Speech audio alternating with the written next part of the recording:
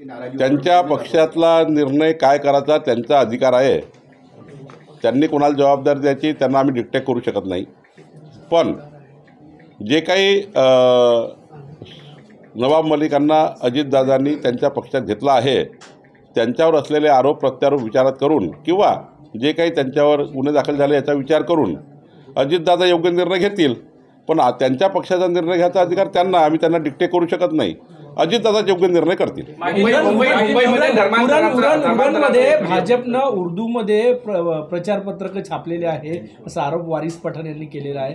मोदींचा फोटो त्यावर आहे, देवेंद्रजींचा फोटो त्यावर आहे, उर्दूत आहे प्रचारपत्रक उरण नगर परिषद. कधी कधी जो मुस्लिम उमेदवार आम्ही उभा करतो, आता खरबीमध्ये मुस्लिम उमेदवार उभा केला आहे, तो आपल्या धर्मामध्ये मुस्लिम समाजामध्ये प्रत्येकाला समजलं पाहिजे मी उमेदवार आहे, मी कमळाचा उमेदवार आहे. याकरता स्थानिक लेवलला तिथला जो उभा असलेला उमेदवार काही पत्रकं आपल्या मुस्लिम भाषेमध्ये उर्दू भाषेत छापतो. त्याला तुम्ही कसं मनाई कराल? तो उमेदवार आहे, त्या उमेदवारानं छापलं, त्यांची भाषा छापली, कोणाला भाषेवरनं त्या ठिकाणी थांबवता येत नाही ना. आणि त्यामुळे मला वाटतं की तिथल्या उमेदवारांनी केलेला तो प्रचार आहे. मुंबईमध्ये अंधेरी रेल्वे स्टेशनवर धर्मांतराचा एक प्रकार समोर आलेला आहे. एक व्यक्ती जो होता एका मुलीचं धर्मांतर करताना व्हिडिओ सोशल मीडियावर मोठ्या प्रमाणात व्हायरल झाला आहे. अशा अनुषंगाने राज्यात नाही, याच्यामध्ये तर आम्ही भूमिकाही कडक आहे. कोणी धर्मांतराकरता प्रवृत्त करणे, धर्मांतर करण्याकरता प्रवृत्त करणे हे योग्य नाही. जो असेल त्याला कडक कारवाई, आणि यानंतर कुणाची हिंमत होणार नाही धर्मांतरण करण्याची. याचंही त्या ठिकाणी आम्हीचं पाऊल कडक आहे. आणि याकरता तुम्हाला मार्चच्या अधिवेशनात दिसेल की आम्ही या ठिकाणी कडक पाऊल घेतलेलं आहे. बाहेर मोठ्या संख्येने शिक्षक आपल्या भेटीसाठी आले. मागील 9 महिन्यामध्ये सांगलीतील विद्यार्थ्यांनी दिल्लीमध्ये त्याची कारवाई केंद्र सरकारचे आमचे रेल्वे मंत्री असतील, केंद्रातले आमचे सरकार असेल आणि आमचे या ठिकाणी राज्य सरकारही असेल, कोऑर्डिनेट करून त्या ठिकाणी कारवाई होईल. राजेंद्र मुठे पुणे जमीन घोटाळा प्रकरणी राजेंद्र मुठे समितीचा जो अहवाल आहे त्यात स्पष्टपणे 2-3 गोष्टी म्हटलेल्या आहे की एक तर मुद्रांक शुल्क 34चं उल्लंघन झालं आहे, मुद्रांक अधिनियम 34चं शासनाचं महसूल नुकसान झाल्याचं त्यांनी म्हटलेलं आहे, आणि याच्यात बराच ठपके पण ठेवण्यात आले. या अहवालात राजेंद्र मुठे नावाची समिती कधी नव्हतीच, त्यामुळं तुमचा अहवाल काय मला माहिती नाही. पण जेव्हा हा घोटाळा उघडकीस आला तेव्हा आमचे जमाबंदी आयुक्त सुभाष दिवसे यांनी एक समिती तयार केली, प्राथमिक समिती तयार केली. आम्हाला तातडीने ज्या अधिकाऱ्यांनी चुकीचं केलं त्यांना निलंबित करायचं होतं, त्यांना नोकरीतून बाजूला करायचं होतं. जे प्राथमिक आम्हाला दिसतं ज्या व्यवहारामध्ये गुंतलेले लिहून देणारा आणि लिहून घेणारा आणि आमचा मुद्रांक अधिकारी यांच्यावर कारवाई करायची होती, म्हणून प्राथमिक चौकशीचा रिपोर्ट घ्यायचा होता. म्हणून स्थानिक लेवलला एक समिती तयार केली होती. त्या स्थानिक लेवलच्या समितीचा रिपोर्ट आला, त्यावर आम्ही पुढं गेलो. आत्ता महत्त्वाचं काय आहे, त्या स्थानिक समितीच्या रिपोर्टला आता बाजूला करून महाराष्ट्र राज्य सरकारने विकास खारगे अप्पर मुख्य सचिव यांची समिती तयार केली. त्यामध्ये 5 अधिकारी आहेत. तो जो रिपोर्ट तो महत्त्वाचा आहे. त्यामध्ये अंजली दमानियाजी त्या ठिकाणी त्या समितीसमोर जाणार आहे. वडेट्टीवारजींनी माननीय अंबादास दानवेजींनी काही पत्र सरकारला दिलं आहे, तेही आम्ही ऐकून घेऊ. आमच्या त्या ठिकाणी विभागीय आयुक्त कलेक्टरचं म्हणणं काय ते ऐकून घेऊ. ज्या तहसीलदारला आम्ही निलंबित केलं त्याने कुठल्या डॉक्युमेंटवर हे त्याला मदत केली या व्यवहाराला ते तपासून बघू. निलंबित जो आमचा मुद्रांक अधिकारी आहे त्यांनी कशाप्रकारे डॉक्युमेंट दाखवलं ते आम्ही तपासून बघू. शेवटी ही समिती महत्त्वाची आहे.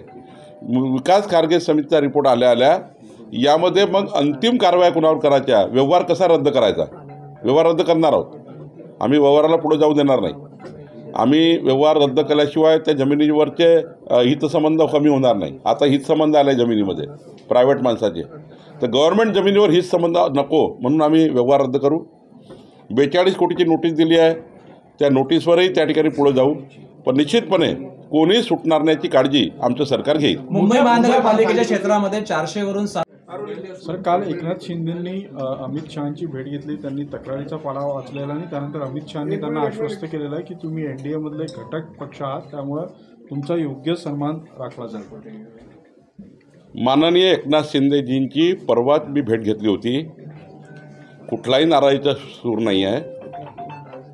काल माननीय अमित भाईकडे नगरविकास खातं आणि केंद्र सरकारच्या समन्वयाचे काही विषय आणि NDA म्हणून एक महत्त्वाचे नेते म्हणून त्यांनी भेट घेतली आणि आपली हीच NDAची परंपराच आहे की माननीय अमित भाई, माननीय प्रधानमंत्री मोदीसोबत आमचे NDAचे घटक नेते हे महिन्यात 2 महिन्यातनं 3 महिन्यातनं एकदा भेटत राहतात. त्यामुळं हा कपोलकल्पित या ठिकाणी बातमी केलेली आहे की एकनाथजी नाराज आहे, ते या ठिकाणी आमच्या पक्षाकडनं नाराज आहे. मला वाटतं की ह्या बातम्या अशा नुसत्या संभ्रम तयार करणाऱ्या आहेत. एकनाथजीचा खरा जो भेटण्याचा उद्दिष्ट होतं ते केवळ महाराष्ट्रामध्ये महायुती ही त्या ठिकाणी जसं विधानसभेमध्ये, लोकसभेमध्ये महायुतीमध्ये महाराष्ट्र 51% मताने आम्ही जिंकला, तसा 2/3 बहुमताने महाराष्ट्र जिंकायला पाहिजे आणि आमची महायुती ही प्रचंड मजबूत राहिली पाहिजे. विकसित भारताचा संकल्प जो मोदीजींनी केला त्या संकल्पाला महायुती उभी राहिली पाहिजे आणि देवेंद्र फडणवीसजीच्या विकसित महाराष्ट्राच्या संकल्पाला मजबूतीने आपण समोर गेलं पाहिजे. एकनाथ शिंदेची ही भूमिका आहे. मित्र पक्षांच्या नेत्यांना पक्षप्रवेश देताना काय नियम आता महायुतीत ठरलेला आहे? कारण की ती एक किनार होती की आमदार नाराज होते शिंदे गटाचे, त्याच्यानंतर एकनाथ शिंदे यांचा दिल्ली दौरा, त्यामुळे ह्या सगळा कयास लावला जातो. नाही, मला असं वाटतं की आम्ही वरच्या सर्व नेतृत्वाने म्हणजे देवेंद्रजी, एकनाथजी आणि अजितदादा आणि मी सुद्धा समन्वय समितीत आहे NDAच्या, त्या समिती हे ठरलं आहे की कुणाचाही पक्षप्रवेश करायचा नाही. पण लोकल लेवलला जेव्हा तिकीट मिळत नाही, आमचे लोक लढतात, मग त्यांना ऑप्शन आहे एकनाथ शिंदेजीकडे जाण्याचा. आता कामठी विधानसभेमध्ये किमान 10 आमचे चांगले चांगले पदाधिकारी एकनाथ शिंदेजीकडे गेले, तिकडं धनुष्यबाण घेतलं. तर आत्ता त्यांना तिकीट मिळालं नाही. 8-8, 10-10 वर्षापासून ते वाट पाहतात आहे. त्यामुळं काही लोक एकनाथ शिंदेकडे, एकनाथ शिंदेजी काही लोक भाजपकडे, दोघांची राष्ट्रवादीकडे. त्यामुळं थोडा उडाउडी चालू आहे नगरपालिकेच्या निवडणुकी संदर्भाने.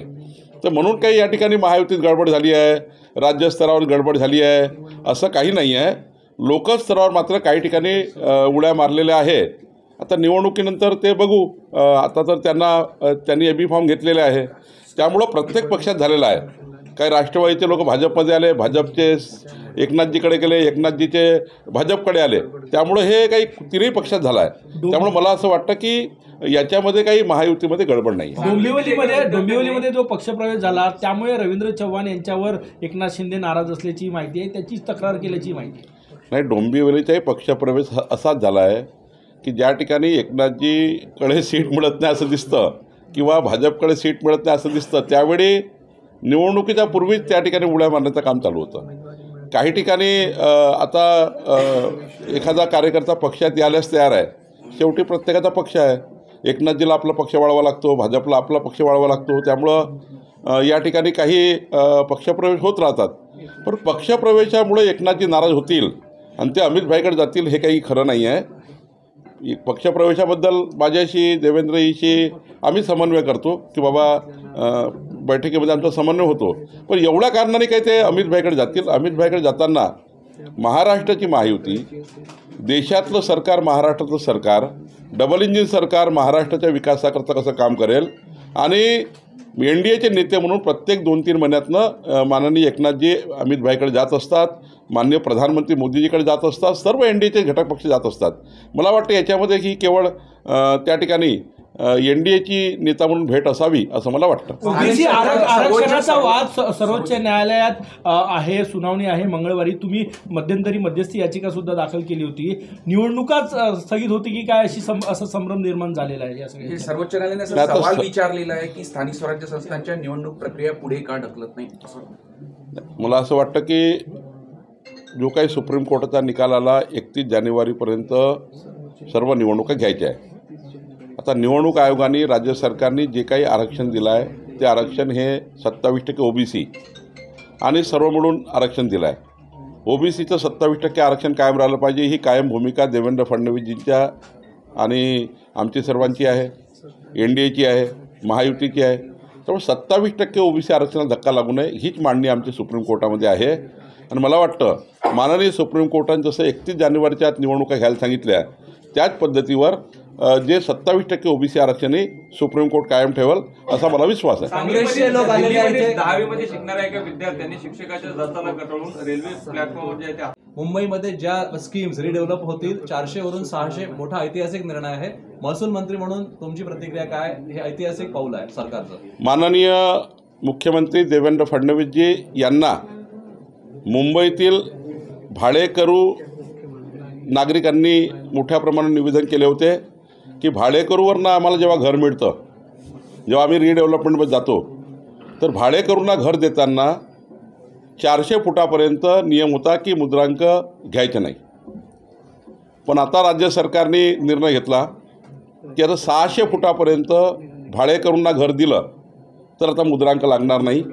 हा निर्णय मुंबई उपनगरामध्ये संपूर्ण भाडेकरू जे राहतात त्यांच्या अत्यंत महत्त्वाचा निर्णय त्यांच्याकरता आहे. जेवढे भाडेकरूंना घरं मिळणार आहेत त्यांच्याकरता महत्त्वाचा निर्णय आहे. 600 फूटपर्यंत आता कुठलीही स्टॅम्प ड्युटी लागणार नाही. हा निर्णय मुंबईतल्या उपनगरातल्या सर्व भाडेकरूंनी राहणाऱ्या लोकांकरता आहे. आणि मला वाटतं एक मोठा दिलासा स्टॅम्प ड्युटीमधनं एक मोठा दिलासा या ठिकाणी भाडेकरूंना घर मिळताना मिळणार आहे. आमचे मुंबईचे नेते आशिष शेलारजी, माननीय प्रवीण दरेकरजी, मुंबईचे सर्व 36 आमदार खासदार या सर्वांनी या मागणीला दुजोरा दिला होता. परवा अनिल परबही या बैठकीला होते. त्यामुळं माननीय देवेंद्र फडणवीसजींनी या निर्णयाला प्रचंड ताकद दिली आणि महसूल खात्याने हा निर्णय घेतला. यामध्ये आता 600 फुटापर्यंत कुठलीही स्टॅम्प ड्युटी लागणार नाही. हा एक महत्त्वाचा निर्णय आम्ही घेतला. दुसरा महत्त्वाचा निर्णय आम्ही घेतला 15/10/2024पर्यंत 15/10/2024पर्यंत ज्यांनी ज्यांनी लेआउटमध्ये घरं घेतले, ज्यांनी ज्यांनी घरं बांधले, ज्यांनी ज्यांनी अनधिकृत भूखंड घेतले असतील किंवा लेआउटमध्ये त्या ठिकाणी भूखंड घेताना त्यांचे 1000 फुटाचे 600 फुटाचे घरं घेतले असतील, छोटे छोटे तुकडे पाडले असतील तर आम्ही तुकडेबंदी कायदा रद्द केला. आणि आता जे काही रहिवासी क्षेत्र महाराष्ट्रात आहे त्या सर्व रहिवासी क्षेत्रामध्ये म्हणजे NMRD असेल, PMRD असेल, सिडको असेल, नैना असेल आणि नगरपालिकेच्या आजूबाजूला 1 किलोमीटर क्षेत्र असेल, महानगरपालिकेच्या भोवताल 3 किलोमीटर असेल, म्हणजे रिजनल प्लॅनमध्ये ज्या रेसिडेन्शियल तरतुदी आहे त्या सर्वांना आता 15/10/2024चे सर्व बांधकामं कायदेशीर करण्याचा निर्णय राज्य सरकारने घेतला आहे. आणि एकही पैसा न घेता राज्य सरकार एकही पैसा घेणार नाही. आता रजिस्ट्रेशन सुरू होईल. ज्यांनी प्लॉट घेतले त्यांचं रजिस्ट्रेशन सुरू होईल आणि त्यामुळे 60 लक्ष परिवारांना या निर्णयाचा फायदा होणार आहे. आणि राज्यातले 60 लक्ष परिवार जे त्या ठिकाणी अनधिकृत त्या ठिकाणी लेआउटमध्ये बसलेले होते, त्यांचे रजिस्ट्रेशन झाले नव्हते, त्यांना 7/12 मिळत नव्हता, आता प्रत्येक घराला 7/12 मिळणार आहे, रजिस्ट्रेशन होणार आहे. राज्यातल्या 60 लाख परिवारांना 3 कोटी जनतेला या निर्णयाचा फायदा होणार आहे. याला जोडून एक प्रश्न असा आहे, तहसीलदार मोठ्या प्रमाणामध्ये तुम्ही तहसीलदार झालेले आहे आता आणि उपजिल्हाधिकारी सुद्धा मोठ्या प्रमाणात झाले आहे. पण दुसरीकडे निवृत्त उपजिल्हाधिकारी आणि निवृत्त तहसीलदार हे मोठ्या प्रमाणामध्ये कार्यरत आहे. MADC मध्ये आहे, MSRDC मध्ये आहे. त्यामुळे आता तुम्ही ज्यांना संधी दिली आहे त्यांनाच पोस्टिंग मिळत नाही आहे आणि त्यामुळे निवृत्त जे सेवानिवृत्त जे लोक घेतले आहेत त्यांच्या जागी यांची नियुक्ती होण्यासंदर्भात काही सरकार निर्णय घेणार आहे? होय, प्रमोशन होत नव्हते, पोस्टिंग करताना अडचणी होत्या. आता राज्यामध्ये जवळपास 115 ॲडिशनल कलेक्टर सिलेक्शन ग्रेड, जवळपास 110च्या वर ॲडिशनल कलेक्टर, जवळपास 113 डेप्युटी कलेक्टर आणि जवळपास 85 तहसीलदारच्या प्रमोशन आम्ही केलेले आहे. नायब तहसीलदारचे तहसीलदार झाले, त्या ठिकाणी क्लार्कचे आता नायब तहसीलदार झाले आहेत. त्यामुळं एक मोठा बॅकलॉग मागच्या 7 वर्षापासून महसूल खात्यामध्ये होता. 550 अधिकाऱ्याच्या वर्षभरामध्ये प्रमोशन आम्ही केले आहेत. त्यामुळं पहिला जेव्हा आमच्याकडे अधिकारी कर्मचारी नव्हते तेव्हा आम्ही रिटायर लोकांना घ्यायचो. आता आम्हाला पूर्ण त्या ठिकाणी आमची क्षमता आहे, त्यामुळे आता रिटायर लोक त्या ठिकाणी फार राहणार नाही. वर्टिकल 7/12 बाबत काही एक निर्णय त्यावर विविध आरोप होत आहेत, अनेक लोक पक्ष सोडत आहेत. नाही, काँग्रेसमध्ये मी जेव्हा परवा वडेट्टीवारच्या सावलीमध्ये आणि ब्रह्मपुरीमध्ये पक्षप्रवेश झाले, परवा उमरेडमध्ये राजेंद्र मुळकच्या मतदारसंघात पक्षप्रवेश झाले, इकडे खाप्यामध्ये पक्षप्रवेश झाले, कनानमध्ये पक्षप्रवेश झाले. मी या सर्व जे पक्षप्रवेश झाले आजी आहेत त्यांच्या भावना मी विचारल्या. त्यांचं म्हणणं असं आहे की आमच्या पक्षात समन्वय नाही. आमच्या पक्षात कुणाकडे जायचं हे कळत नाही.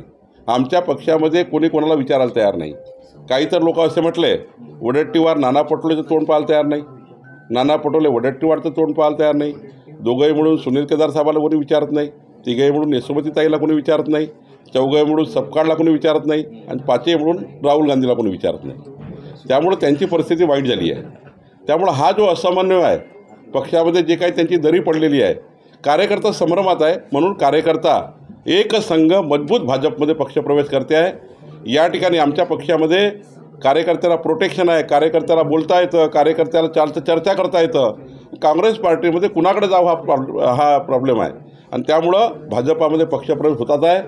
मी आपल्याला जबाबदारी सांगतो, 2029मध्ये महाराष्ट्रामध्ये सर्वात छोटी पार्टी काँग्रेस राहील अशी परिस्थिती काँग्रेसची आहे. मुंबई महापालिकेची निवडणुकीची जबाबदारी अजितदादांनी नवाब मलिक यांच्यावर दिली आहे.